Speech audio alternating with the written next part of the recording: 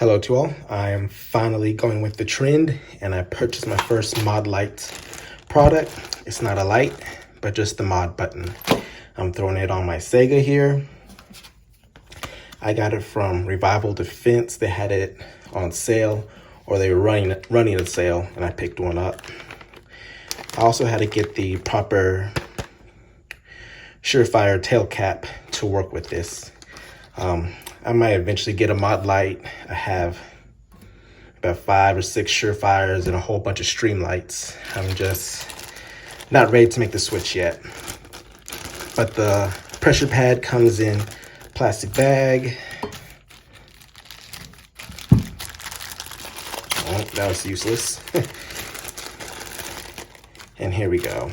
So I got the Picatinny. I think it only comes in Picatinny actually. So here is the mount. Here's the pad. This is the 4-inch Surefire. That has some nice feedback. Let's see.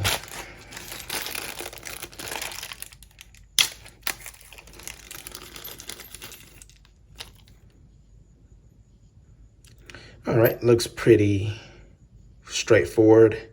Put the little washers, looks like here, screw those through and clamp them down on the rail. All right, so I have the proper tail cap installed, got rid of the clicky, and I got the plug.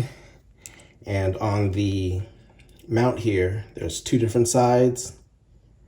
One, you have a cutout for the, well, focus.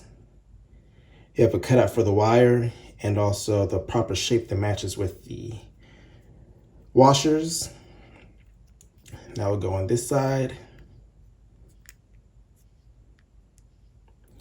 And the other one naturally goes with whatever's left. And you can see that creates lugs for the Picatinny rail and also clamps down.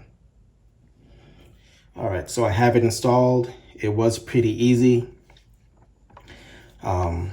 These 2 lugs right here, they just feel like polymer. One side says Unity, the other side's blank, cut out for the wire. This is a 4.5-inch cable. And the only bad thing about this is probably this is momentary only.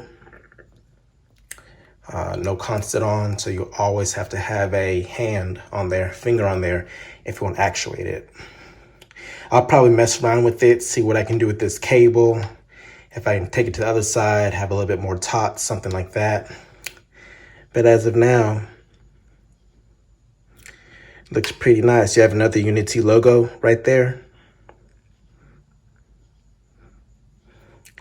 And they have a very nice tactile click. It's working.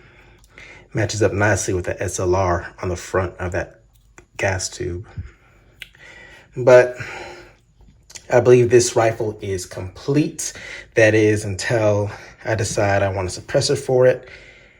At that point, I'll be getting the K&S, Landtech Dragon ASR, and a suppressor. But for now, I'm content. For now. I'll do a few range videos with it, see how it goes. I usually can't do night shooting, don't have any place for it. But I'll say it holds up. AKs get pretty hot up here. I'll see how these wires do and how the mod button does, and I'll update you guys if anything changes. Thanks for watching.